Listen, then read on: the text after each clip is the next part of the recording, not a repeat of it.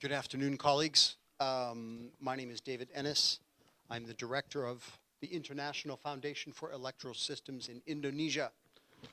But before that, I lived in Ukraine, working for IFES for 5 years. And I lived here through 4 election cycles and the Maidan. And I have very fond memories of Ukraine. So today, my colleague, Katherine Ellena, and I are going to talk to you about several phenomena that are interesting in part because they are not fully understood. We live in a time of change, and we're going to come back to this theme. And this change is empowering new forms of political expression that have interesting implications. And it is these implications that we want to explore today. So first, my colleague, Katie, will speak. Then I will speak. And then after that, I'm hoping we can all have a discussion.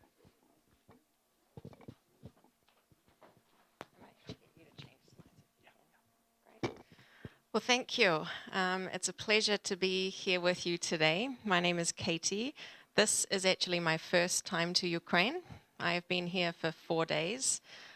I like it so much, I would like to move here and live here for a time, like David has done. So I can only hope that will happen. I'm not sure if many of you know IFES, the organization we work for, but essentially it's an international organization that works on elections around the world in about 145 countries so far. We work specifically with election commissions on a lot of different areas of elections, but also the judiciary, civil society, and other stakeholders. I'm a lawyer, so I work specifically on legal frameworks for elections and election dispute resolution. So I joined IFES 15 years ago in India. I'm now based in Washington, D.C., and I have the pleasure of coming out to countries to look at some specific issues on elections. Specifically in Ukraine, we're actually looking at election dispute resolution, so violations, offences, disputes that arise in elections. But today, it's an even more interesting topic. So if you want to switch, David. So, the weaponization of elections. Public trust, is that working? Natalia? So, public trust is obviously the foundation of elections. So, an election might be, Nana, can you go back? This next one. So an election might be as clean and as well managed as possible, but if the public does not perceive that it is clean and well managed, then ultimately people may not accept the results in an election. And as you can see here, there are sort of 3 parts to public trust in an election. One is trusting the institutions that manage elections. So in Ukraine, obviously that's the CEC, and the lower level commissions. Second piece is the election process itself. Do you trust when you go to the ballot box and cast your vote? Do you trust that the process is going to be fair and clean? And then the third piece is trusting the outcome of the process, or trusting the results. So what we call electoral integrity is foundational to public trust. So trusting in these different elements. Unfortunately, we're living in a time now where people's perceptions are just as important as the election itself. So unfortunately, the perceptions of elections and trust in elections is under threat more than ever before. Previously, it was more the election process itself that was directly threatened. Now, it is people's trust in or perception of the process that is being threatened. So recent elections around the world have shown that while you can strengthen election commissions and you can professionalize them over time, political actors will find new ways to undermine elections. And we're going to talk about some of those tactics. And this is true both between countries and within countries. So in Ukraine, I think you know very well what it can be like to have another country influencing your political processes. I'm actually from New Zealand, but I live in the US, and we know very well what it can be like to have another country influencing the political process. But today, we're actually going to focus specifically on a lot more of the internal ways of manipulating the process and internal actors who can threaten the system. So, can you switch? There are obviously a lot of direct forms of manipulation that you'll see in elections. Hacking into election systems, vote buying or bribery. I understand that is a big challenge in Ukraine. Or election violence. I've worked in a number of countries in Africa, and that is a particular challenge there. So those receive a lot of attention, and they can directly impact the election. But what we have been looking at more and more are not direct tactics, but indirect tactics. Often tactics that are actually legal, but they have the effect, the same effect as these tactics of undermining the election. So it makes it harder to deal with, because if something is legal, and I'm assuming there are some law students in the room, it's much harder to try and counter that threat. So trust in the process, as we speak in many countries, is being undermined by those people that benefit from that lack of trust. So particularly election candidates and political figures, but also media companies, patronage networks, and as we said, foreign governments. So we're going to talk about 4 different types of manipulation today. I will cover 2, and then I'll turn back over to David to cover 2. Disinformation, which I'm sure you're familiar with. Manipulating laws or rules to skew the playing field, and I'll talk a bit about that. Using the courts or the judiciary to legitimize power structures, to force a negotiated political agreement, or just to disrupt the process. And then David will talk about a new trend that we are seeing where political candidates deploy a sophisticated narrative of fraud to try and undermine trust in the election.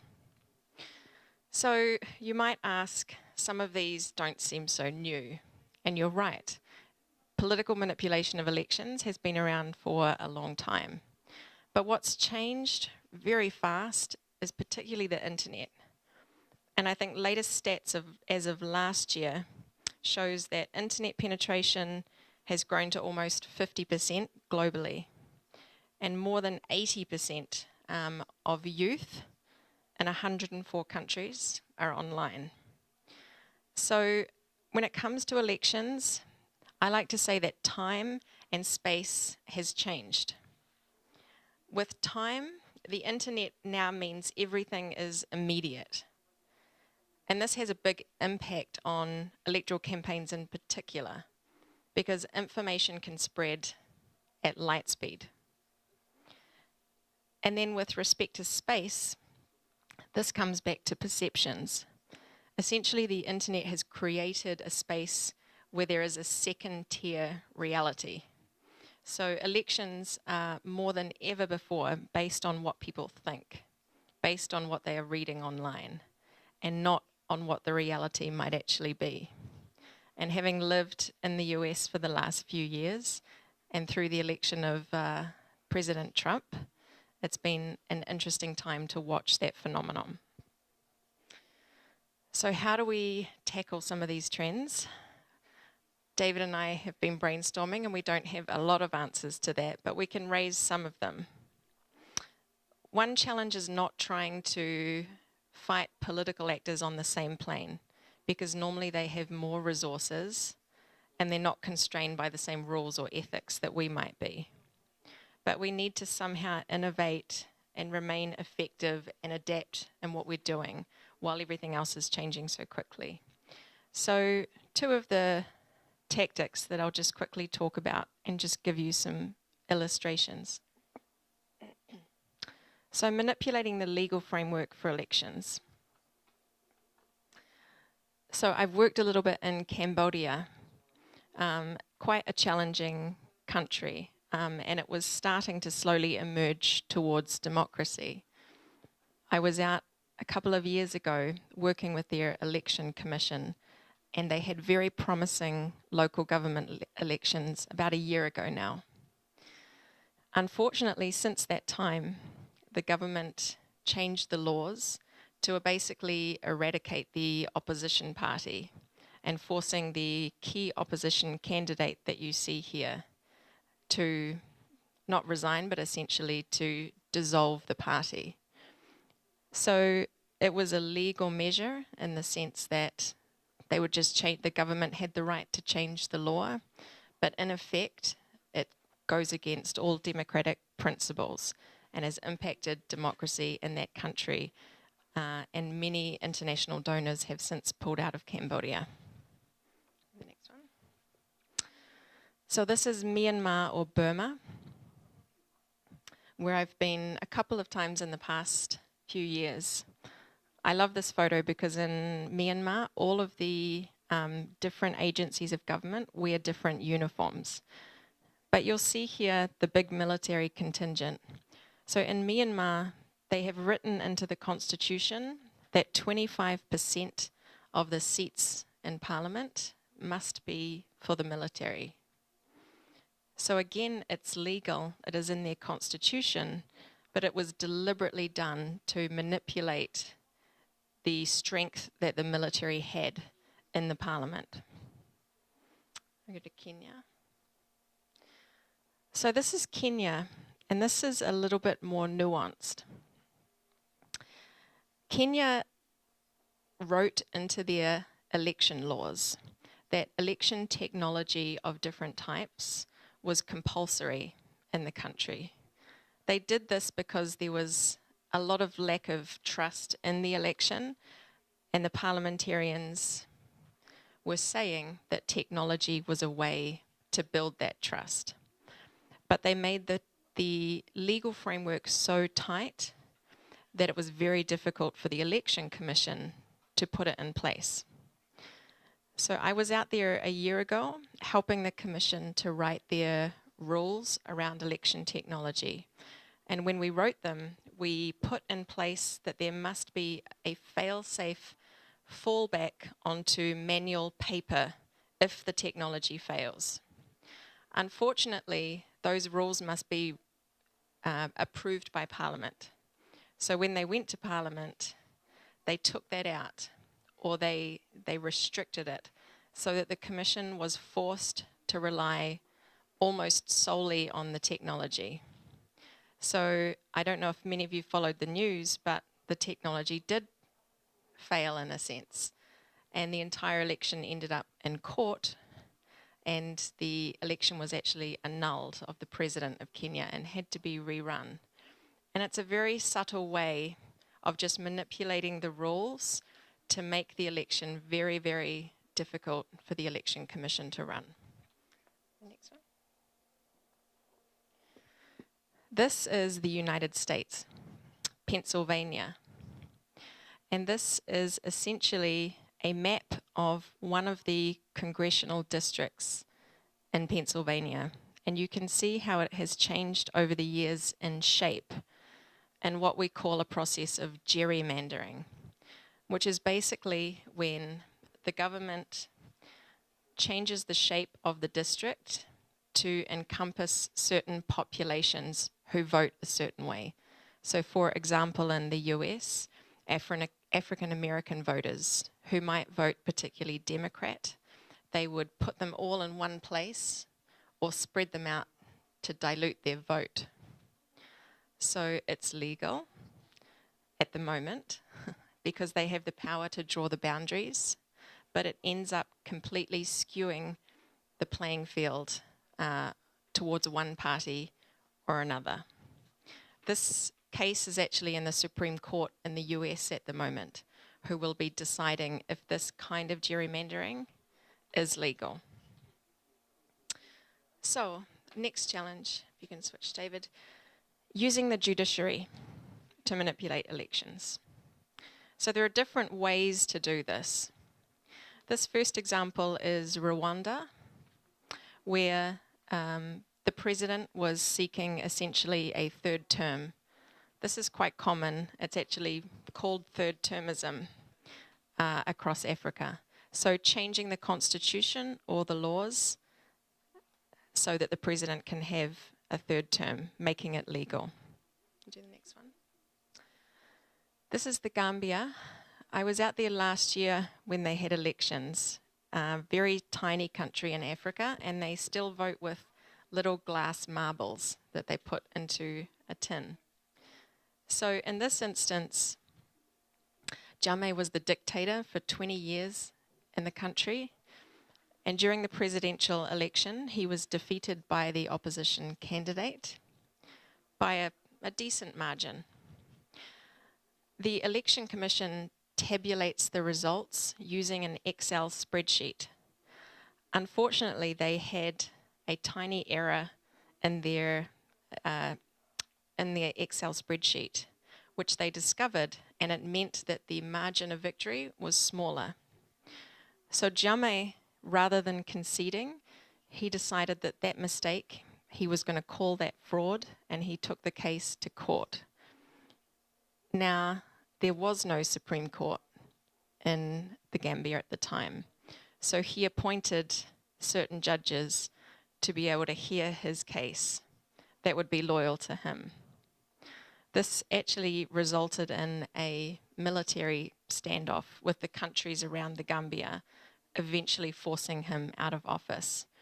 But you can tell how one little mistake from a commission, combined with manipulation of the judiciary, can lead to a different outcome. Next.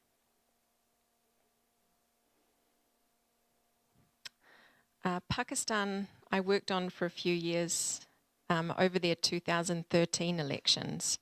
And what happens there is the election tribunals after the election have 3 months to decide all disputes. But what candidates do is they apply for legal stays, and they manipulate the process of a hearing so that it drags on and the candidate remains in office at the same time. So you will find parliamentarians in Pakistan who were voted into office. They have cases in court for 3 years, and they are eventually removed from office, but they have already served their term. But they have manipulated the judiciary to make sure they can stay in office. And then lastly, and David will talk about this example a little more, is Afghanistan. And in this case, IFES was working with the Complaints Commission, dealing with election disputes. And the opposition party essentially filed thousands of disputes to clog up the process. And then they publicly questioned the integrity of the Complaints Commission, so that the public perception was that it was fraudulent and not able to deal with these claims. And again, many of you may know in Afghanistan what ended up happening where the election results were never released, and Abdullah and Ghani negotiated a power sharing agreement in that country. So another way of manipulating the judicial process to actually force a political outcome rather than an electoral democratic outcome. So I'll stop there and pass over to David to talk about the next 2 types of tactics.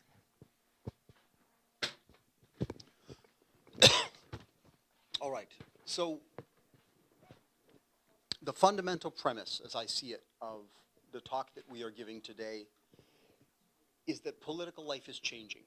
It's changing all around the world, and it's changing in ways that we don't really understand. Some of those changes are positive. It is now possible, as it was not before, for people to bypass traditional media and established elites to organize and share information And that is a fundamentally democratic change. It's a good change. But these changes also have empowered some things that are negative and dangerous. And for the next 10 minutes, I want to give you a couple examples of some of these dangerous trends and maybe start a conversation about what can be done to counter them. So first, let's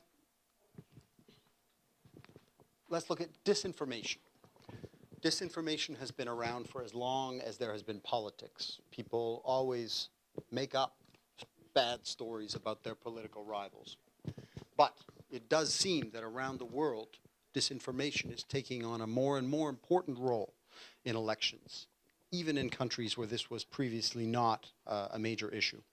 So let's look at two issues that illustrate this trend. First, in the United States, starting in the time when Barack Obama said he wanted to run for president, many people began advancing a story that he was not actually an American, demanding to see his birth certificate. Because as you may know, if you're not born in the United States, you cannot be the president. This began in 2010, but it has enjoyed a long and fruitful life on the internet, and it's still there if you go on. There are still many people who believe the completely false suggestion that Barack Obama was not born in the United States. Okay, next.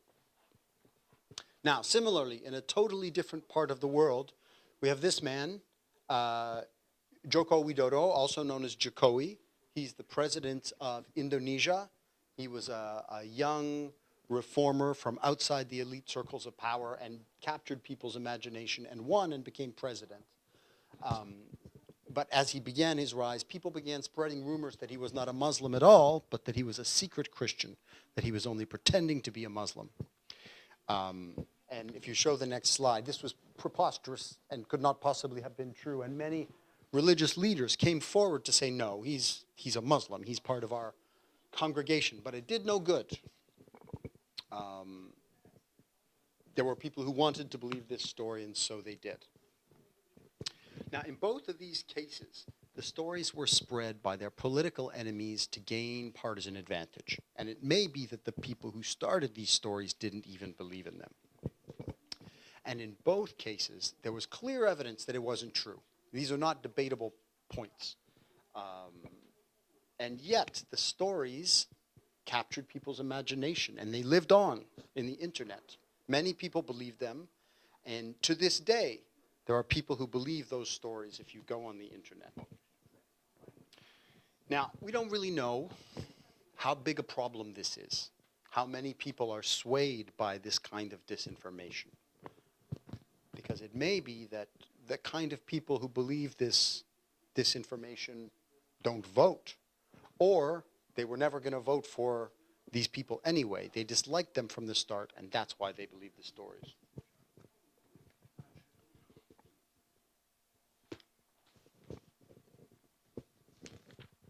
But quite apart from what happens with any single election, there is a greater risk in this kind of disinformation, and that is what it does to political dialogue and political trust.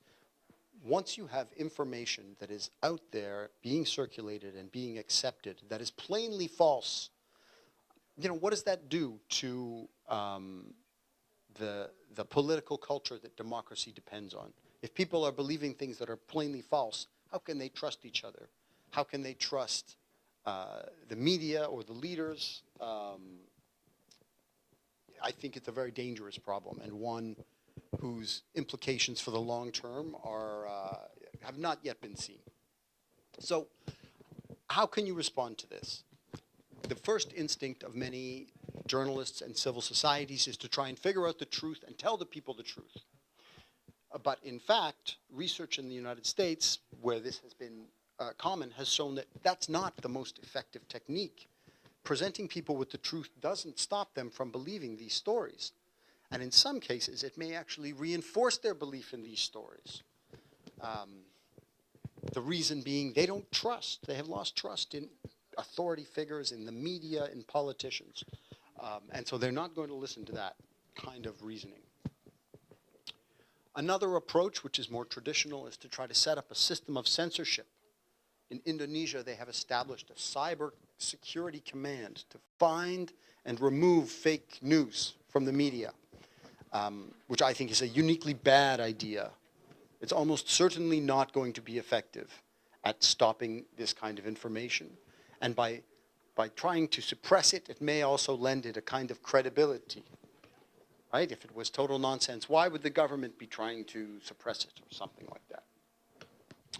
So if those tactics don't work, what will work? We are of the view, I'm of the view, and I know there are others, that probably the only thing that can be done is to change the way people think about information. Right? Find ways to make people less gullible so they won't believe silly, obviously untrue stories. And the metaphor that is sometimes used is you don't want to protect people from these germs, you want to vaccinate them so that when they're exposed, it won't do them any harm.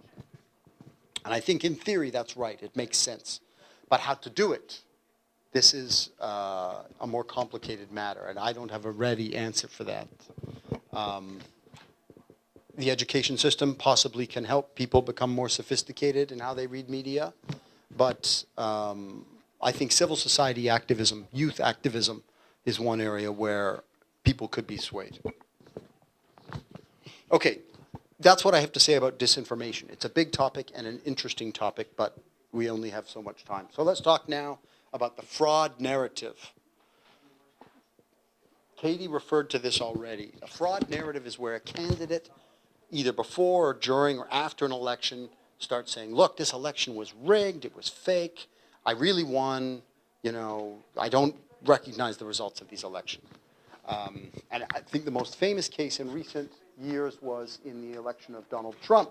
During the campaign, he began almost out of the blue saying, the election is absolutely rigged. Of course there's large-scale voter fraud happening. If I lose, the only way will be because there was fraud. He made a number of these, and then he went on to win. And even though he won, he has yet to retract those comments. Now, I don't know how much impact this had. I suspect not that much.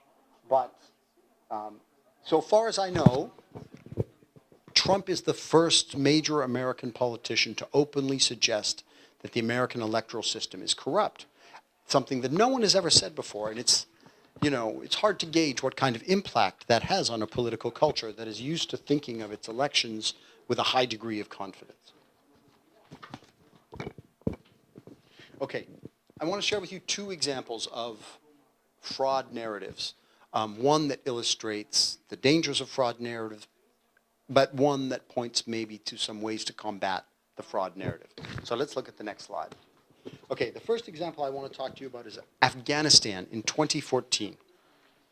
In that election, the preliminary results showed this guy. Ashraf Ghani was leading.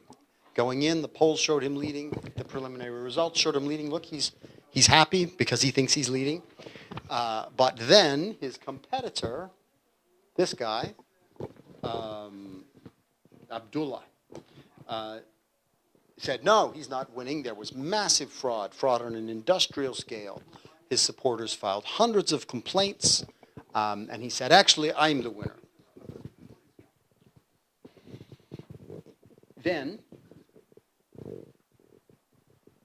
the Elections Commission had a difficult time working through all of these complaints. It was taking time. In the meantime, his protesters were outside demonstrating. And he said that he was withdrawing from the EDR process and that unless they recognized his victory, he was going to set up a parallel government. All right, obviously this is an extremely difficult situation, especially in a country like Afghanistan that has a long history of civil conflict.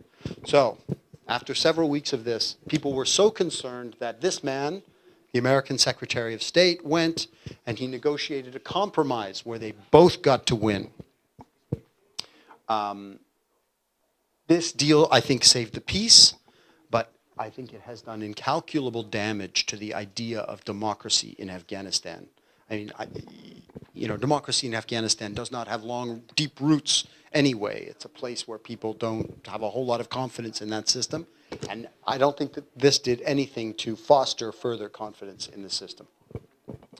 So it's an example of fraud narrative that worked. Now let's look at Indonesia in 2014. Same year, similar scenario, presidential elections. Between this guy, remember him, he's Jokowi, the young reformist outsider running for president. The polls show him ahead. But his opponent is this guy, Prabowo. He's a nationalist, conservative, frequently seen on horseback. And on election night, he declared that, in fact, although the preliminary results showed Jokowi ahead, that he had won. And he began also alleging fraud, laying complaints. Now, the difficulty in the Indonesia case is that the result calculation is so slow that final results take weeks, several weeks. And during that time, the tensions between these groups were going up and up. And there was, as in Afghanistan, a real risk of civil conflict. Prabowo also, don't spoil the punchline. Prabowo also filed a claim with the Supreme Court. And in Indonesia, the rule of law is quite weak. And I think his hope was if he turned up the temperature enough, he could pressure the Supreme Court into either making him president or canceling the election. And it looked like it might have worked, except for how the Election Commission and the people reacted. Okay, let's look at the next slide. So after all this happened, the Election Commission took every results form from the election. They scanned them and they put them on the internet. It's tens of thousands, 30,000, 40,000 single pieces of paper. And almost immediately, civil society started to work to count, to do the tabulation. It would take the KPU weeks and weeks, but the civil society thought if they could get enough people, they could do it themselves in a matter of days. And so that's what they did. They organized a crowd-sourced, civil society-led parallel vote tabulation using the results forms that the CEC had put on the internet. Anybody could do it. You just logged on. If you go to the next slide, you just log on, see a bunch of data, read what's on the thing, and enter it into the machine. And within a very short period of time, several days, this group of volunteers, whose name was Kawal Pemilu, or Guardians of the Election, had calculated final results, or at least results that they said were accurate based on the results forms. This outcome completely changed the situation because now Prabowo could no longer claim with any credibility that there had been fraud.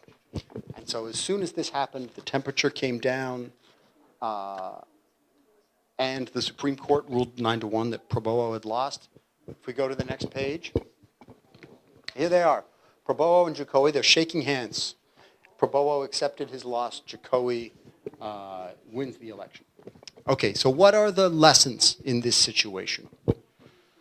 The first lesson is that the fraud narrative depends on a lack of confidence in the electoral system and the electoral authorities.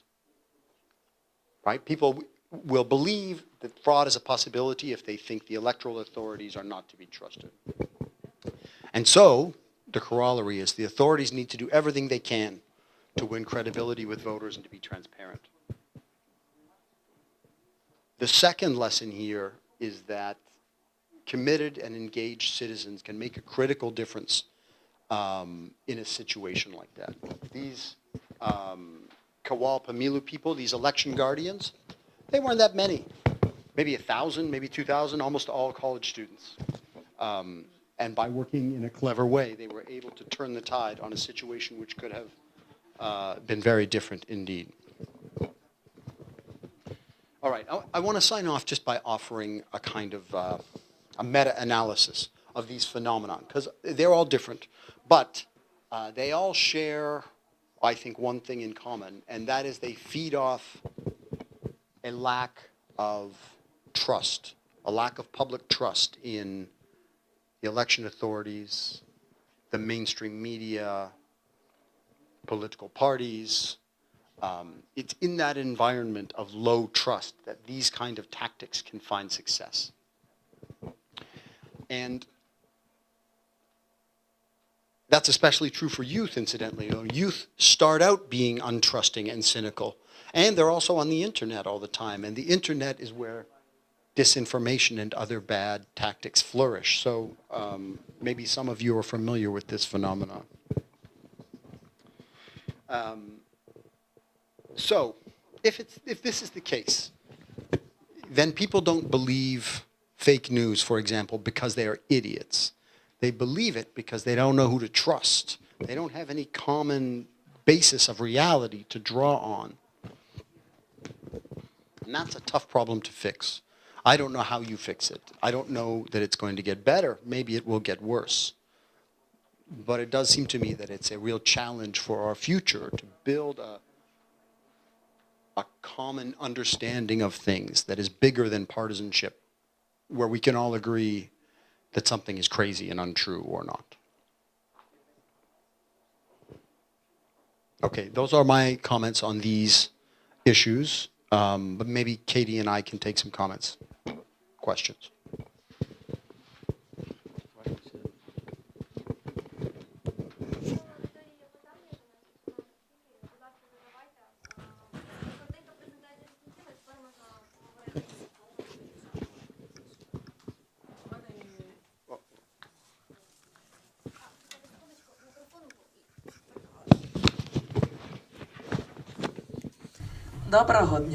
Good afternoon.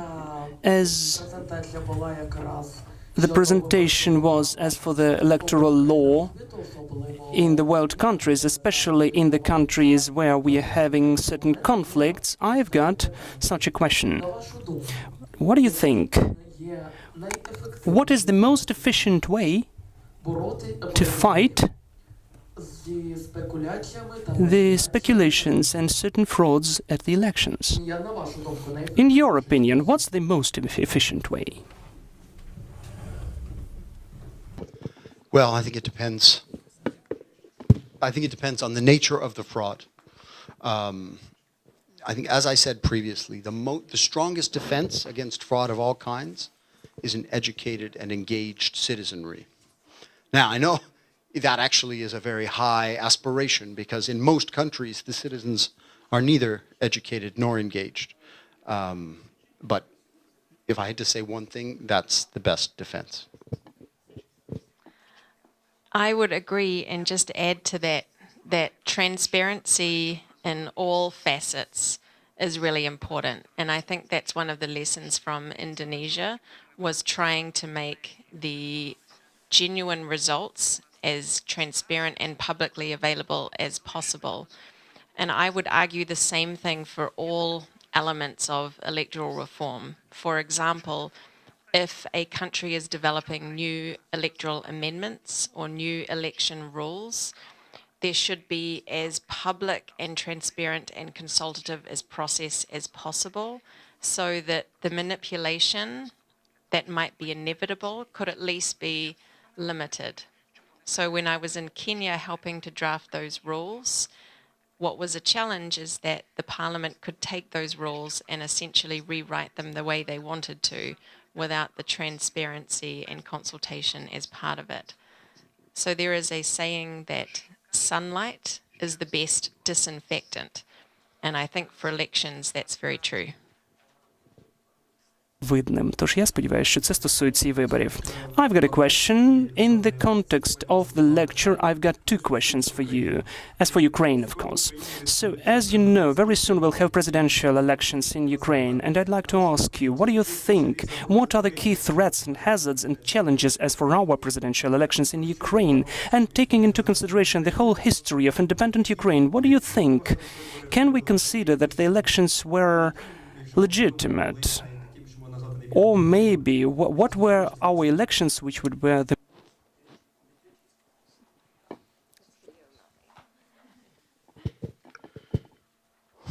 Well, there are several questions in there, but I'm going to answer the first one first, about what are the gravest risks for the next election. And bear in mind, I have not lived in Ukraine for 2 years, so I have not been reading the newspaper. But it seems to me that one of the fundamental problems in Ukraine is a very weak connection between voters and political parties, low trust between voters and political parties, and conversely, low concern on the part of political parties for voters. That underlying problem, I think, explains a lot of the dysfunction in Ukrainian politics.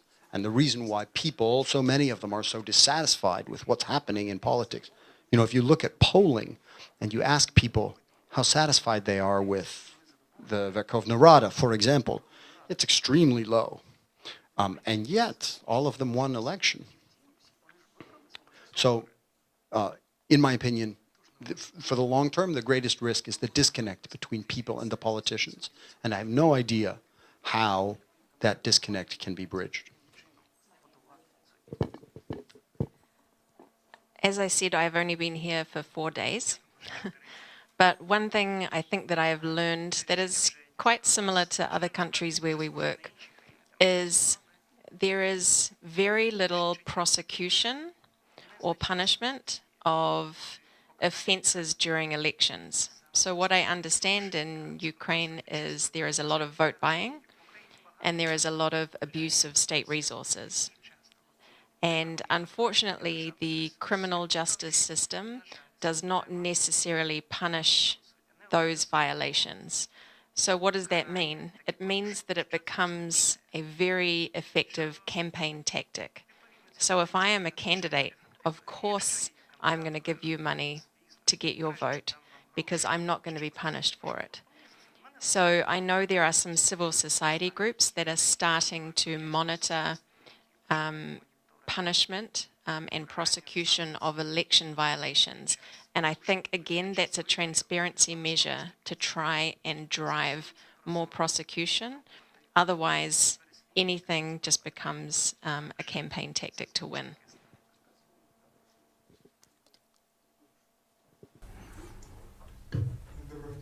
Good afternoon. I've got a question for you. What do you think?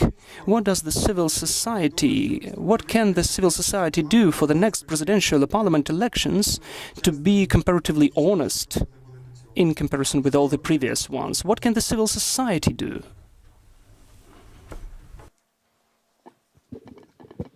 I think Ukraine has many good examples of civil society groups that have contributed positively in previous elections. I think of the Chesno movement from 2012 and 2014. Specifically, I don't know, except to say I think you should get involved. As young people, you have energy and time that would be well spent getting involved in political life. And one very specific way is election observation. And there are some very good domestic civil society groups in Ukraine that do observation. And it's not just observation of election day, but there are different parts of the process they observe.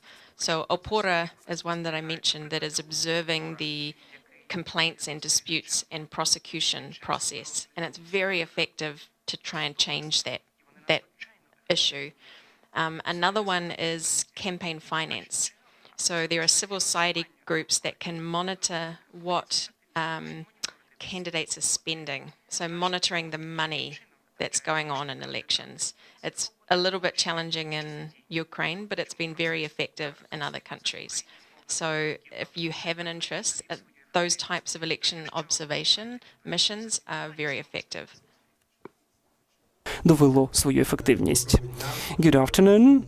You've mentioned that one of the sources where we have the biggest dissemination of disinformation is the news, the media. Would you please tell me, in your opinion, can we find some tool as agenda setting, framing and priming? Are they the tools of disinformation too? Agenda setting and priming? It's a good question. It's an almost philosophical question. News media is always biased. News media always privileges certain perspectives. That's how it works. But there is a difference between telling a story that is manipulative or even misleading, which the news media sometimes does, and repeating something that is just a complete lie and is obviously untrue, like Barack Obama was not an American. I mean, it's not an easy question, because once you start saying this is disinformation, that's disinformation, you start to run the risk of dismissing people who you disagree with. But I don't think we should get rid of the category distinction just for that reason. Yeah, I'm not sure I agree with David that all media comes from a certain perspective, but certainly most. And again, my recent experience in the United States, that has been very clear, and media is very partisan.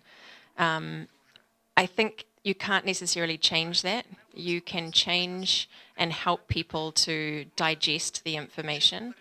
And it is much harder for your generation than mine and David's, in that you are inundated with so much more than we ever were.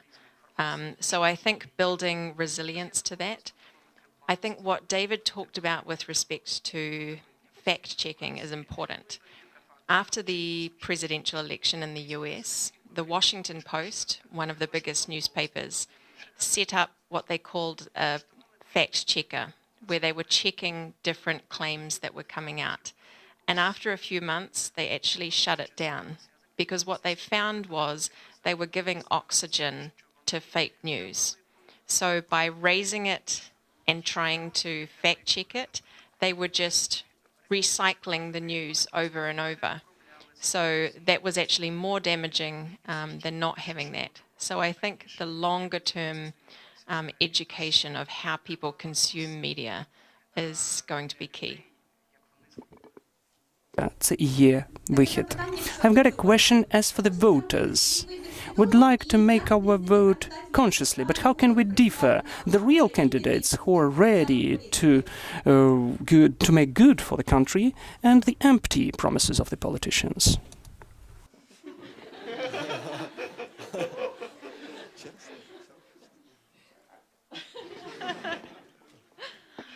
Yeah, that is a big question. I don't know the answer, aside from educating yourself. And I think you can learn a lot about a candidate from their history. In the US, often people will look at the voting records of people once they have been in office to see, they said that they would have this position, what did they actually vote? So looking at the voting records or the history of the candidate previously. Otherwise, I am not sure the answer to that one. I have the same question in my mind as I come to vote in the US midterm elections this year. But the more you can know about a candidate, the better. And then the more you know, the more you can hold them accountable to what they have promised.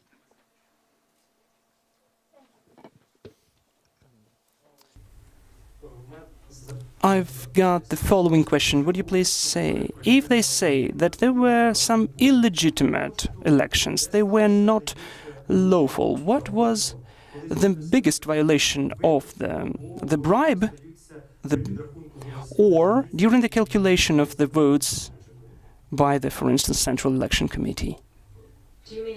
Ви маєте на увазі в Україні чи взагалі? No, in the whole world. In the whole world. Yeah, so just to clarify the question, what has been the biggest type of fraud or manipulation that we've seen in elections? It has been different. And I think a key point that I would want to make is, in some cases, the manipulation is true, right? There are some countries where the vote has been manipulated, there has been fraud, bribery, and the result is not legitimate. And I think Afghanistan potentially is one of those cases, certainly the earlier elections. But what we are most afraid of now is that the fraud does not exist, but the narrative of fraud exists. So in Kenya, the whole election was cancelled. right, by the Supreme Court. But for those observers who watched the election, and for technical assistance providers who were there, the voting and the counting and the tabulation process was good. There are always problems, but it was good. And the court cancelled the election because the results transmission, electronic results transmission, was not clear. So in the mind of the people, because it was not clear, it was manipulated. But I would say in the case of Kenya, that's not true. So that is why the threat is so difficult, because it is all about perceptions. But to answer your question, in different countries, the challenges are different. From what I know from 4 days in Ukraine, vote buying is one of the biggest challenges here, and perhaps also disinformation. In other countries, it is a corrupt election commission. In other countries, it is actually just a long series of mistakes, but not fraud.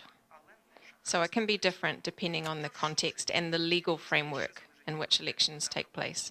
I don't know if you want to add.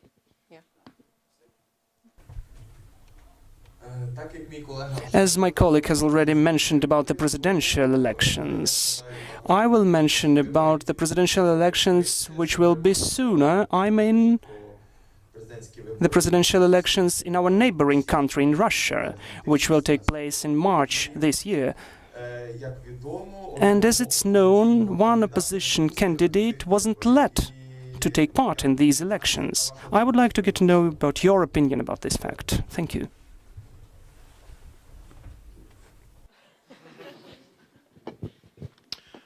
I'm not very well informed about the specifics of this election in Russia, but it does seem to me that for many election cycles now, there are things about the way the Russians run their elections that are not consistent with international standards. And a good way to talk about it is, does anybody in this room think there's a chance Vladimir Putin will not be reelected? You know, if this kind of question meets with this answer, then you have to ask yourself a question about the quality of the democracy. And I'll add one thing about Russia, and I do not know that context very well either, and probably I shouldn't say on camera.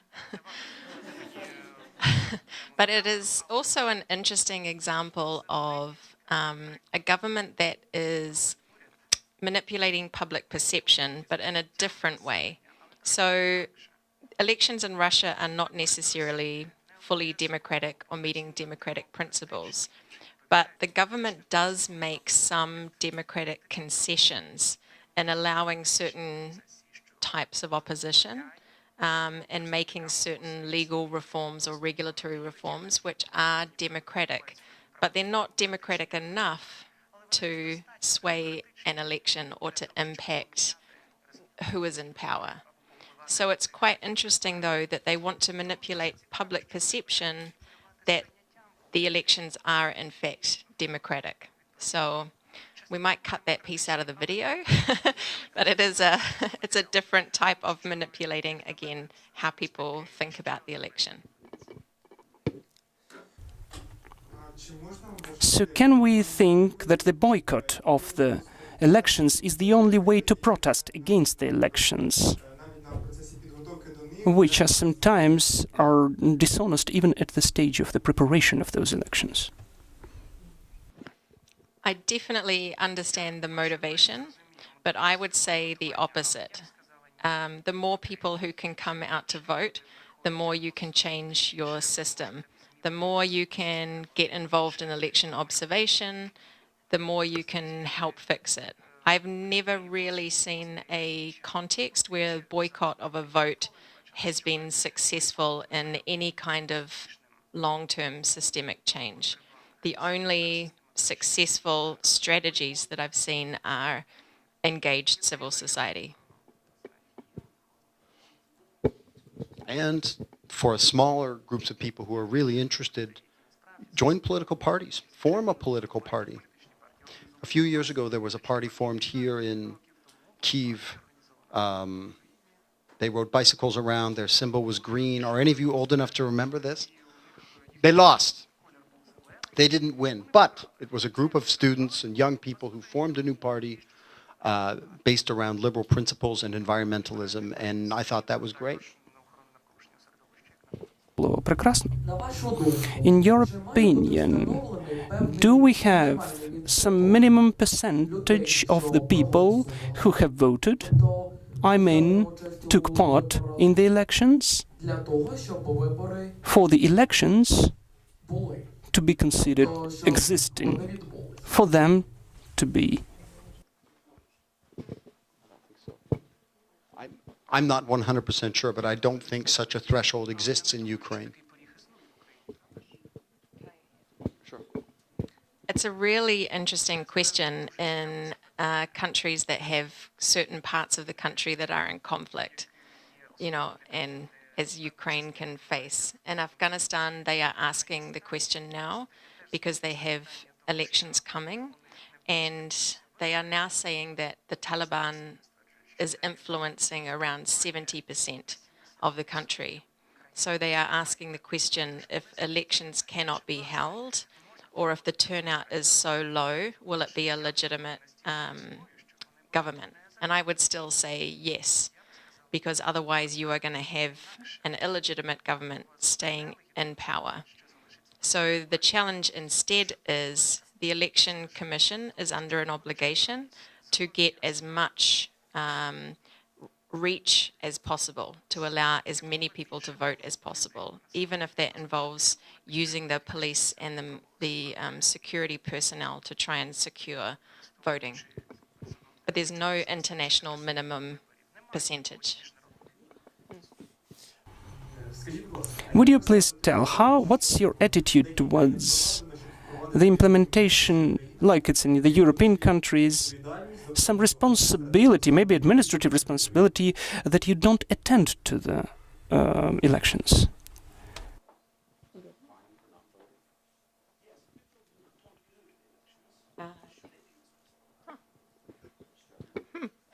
So in my country, in New Zealand, voting is compulsory.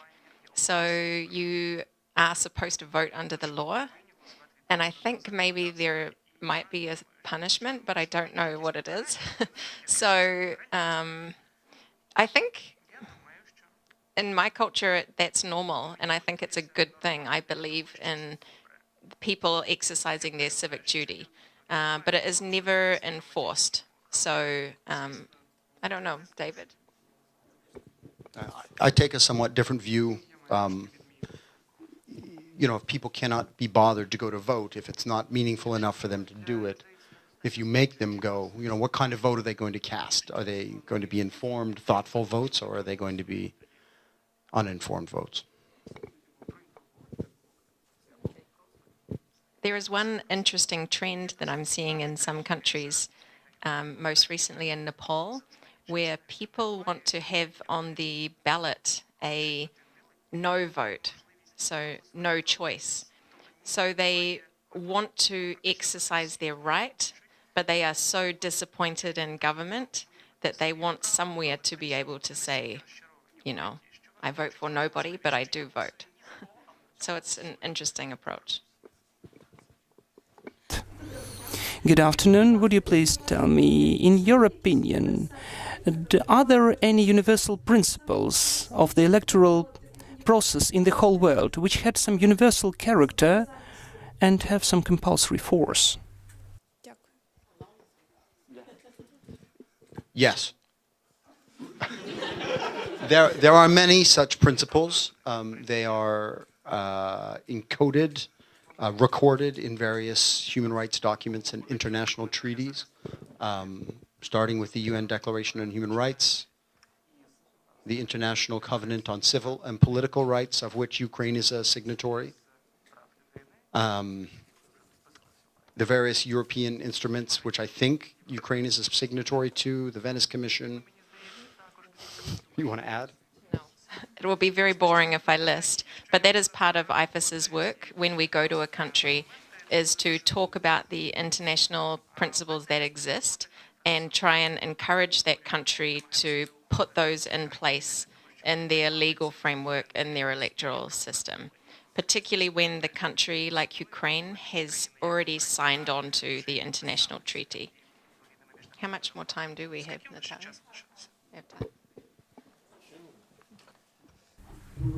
Good afternoon. Thank you for such a wonderful meeting. I've got such a question. What's your opinion on the countries where you've been already? Do you think that very often the elections which have been held there are written according to some scenario, to some script, and the majority of people are just taking part in the script, and the people who wrote the script, they know the result already? And the second question, how are those manipulations funded, by the clean or dirty money?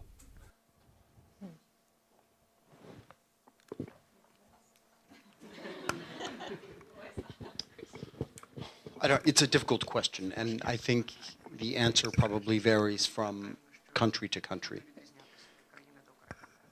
I mean, I do think even in mature democracies, it sometimes seems like things are scripted and the outcome is predictable. But you also frequently see unpredictable results. I think this Brexit result surprised many people. Certainly Donald Trump was expected by nobody to win the American election. So, in a mature democracy, in a true democracy, it's possible for there to be surprises. In other places, and I think perhaps Russia is an example, I cannot recall the last time anybody departed from the script in that country.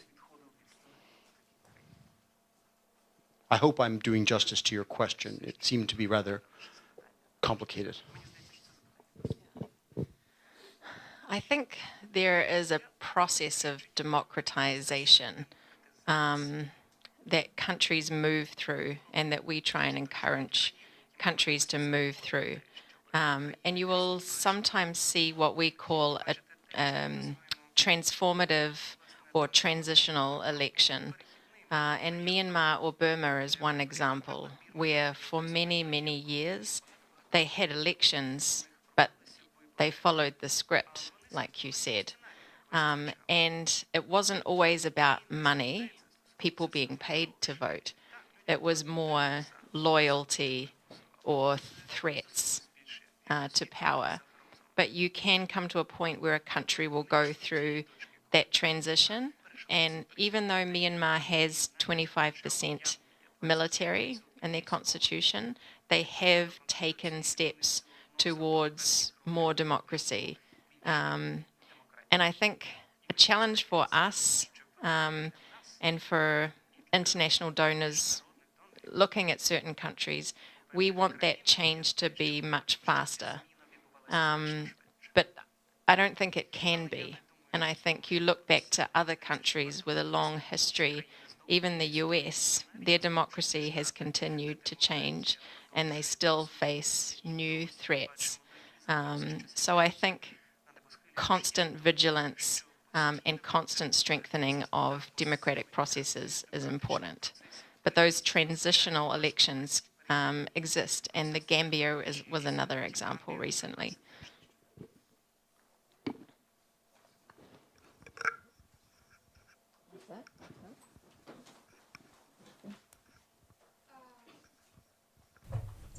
Thank you for your lecture. I'd like to ask you, do you think that the imperative mandate is reasonable? I mean, parliamentary imperative mandate is compulsory in Ukraine to make the communication with the voters better.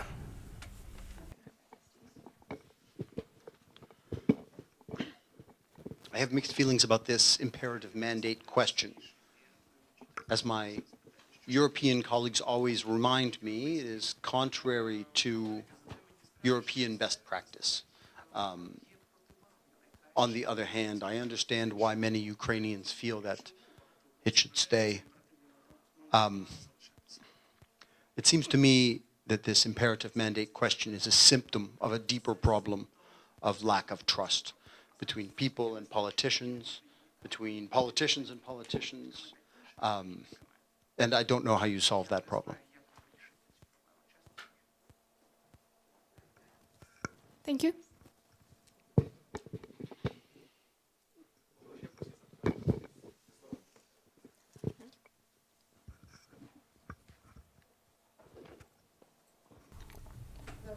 Good afternoon.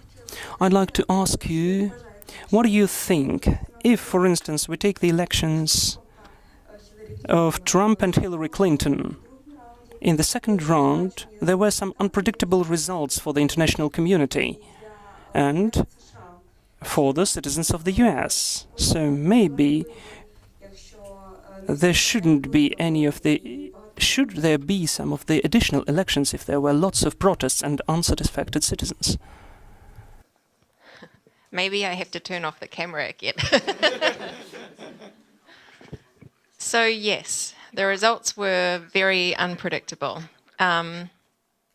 And there are a lot of challenges in the US electoral system that I won't go into. I talked about one of them to do with gerrymandering. The US election system is very unique in how it chooses its president and its members of parliament. And the way it is constructed was done for various reasons when the Constitution was signed 200 years ago, some time ago, but doesn't necessarily make sense now. And there are certain ways that the process is manipulated to skew the playing field, to bring fairly unpredictable results. Another one is state by state, they have different voting laws which can impact how people are voting and what the result would be. So in terms of your point about protests, as David said earlier, traditionally in the US there has been an extremely high level of trust in the election, which has built up over hundreds of years. But we are now actually seeing a decline in that trust, which makes us very nervous. I think it's gone down even 20% or so since this election. So you did not see protests about the election result, and you saw Hillary Clinton concede, but we have seen this decline in trust, which makes me worry that in future you will see protests or more of a breakdown in the electoral process in the US. And the US is quite resistant to change and electoral reform for various reasons. So it's a very good question. And again, it comes back to the topic of the lecture, which is that trust and the risks that come about when the trust starts to decline. I had a judge from Mexico visit the US recently, and he said, in the US, your elections are built on a foundation of trust. In Mexico, our elections are built on a foundation of distrust, and we have to build the institutions based on that. It was very interesting because the US now, I think, is facing that challenge of distrust.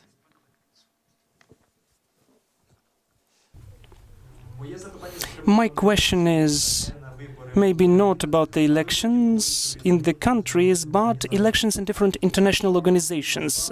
A couple of years ago, we had a big corruption scandal, and the president of FIFA, well, FIFA, Sepp Blatter, was fired. Then Giovanni Infantino was elected, but those elections were said corrupt too, and they were dirty too, if I may say. So what do you think? Can the civil society, European and world community influence the cleansing of such important international structures as FIFA? Thank you. Well, I think the firing helps. I think some of these elections that you're talking about are not really elections, but more political negotiations.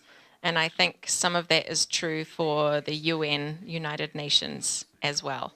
So I think that's a little bit inevitable in the nature of international organizations. But again, coming back to transparency and prosecution. So transparency in terms of finding out the corruption and then prosecuting when it actually comes to light. I don't know if you know more about it. No. I'm not as familiar with those types. I will have the question of a more theoretical way. As it's known, the proportionate system has an advantage in comparison of the majority, the formation of the multi-party approach. But there are lots of types of proportionate system with different lists with the preferences. So which way do you think out of those ways is the best? I mean, for instance, in Ukraine, we have the very strict lists. But should we take the practice of Austria when they have semi-strict lists? Or maybe we should use the system with preferences, which is not that popular. Thank you. So I've spent quite a bit of time with colleagues discussing this question about the electoral system for Ukraine. And I would make only 2 points. The first is that there is no perfect system. Each system has advantages and disadvantages, and it's not easy to say that one is better objectively for Ukraine. But the other thing I would say is many people in Ukraine are frustrated. They are not seeing good results delivered from the political system, and so they think that a change of the electoral system will fix that. But I'm not so sure that's the case. The dysfunction in Ukrainian politics comes from a number of different places. It comes from the role of money, in particular, the relationships between very wealthy individuals and politicians. It comes from weak rule of law. It comes from a particular business climate that is not wholly free market and yet not wholly regulated. Changing the electoral system is not going to address these deeper problems that drive corruption and ineffective government. All of that being said, I do think there is a case to be made for switching to an open list proportional system, certainly from the perspective of reducing electoral corruption.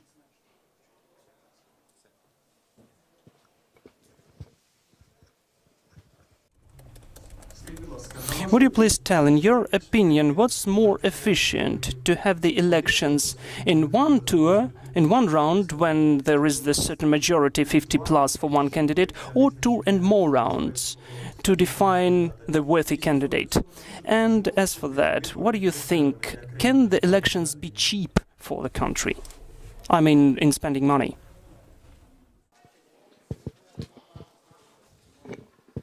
On the first question, whether you have 2 rounds is a philosophical question. There are many countries that elect people according to a plurality. A second round is more expensive, but it ensures you've got one candidate with a majority. I think it's a philosophical question. Can elections be cheap? In some places, they're very cheap. India, the price for voter in India is extremely small. It's counted in a few pennies. In some European countries, they're more expensive. I'm not sure what factors drive low cost, high cost. It's good to have low cost. Yes.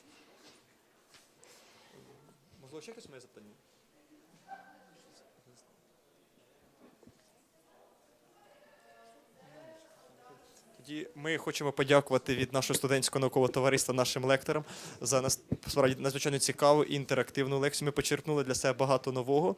Хочемо нагадати всім нашим присутнім, дякую вам за те, що ви прийшли.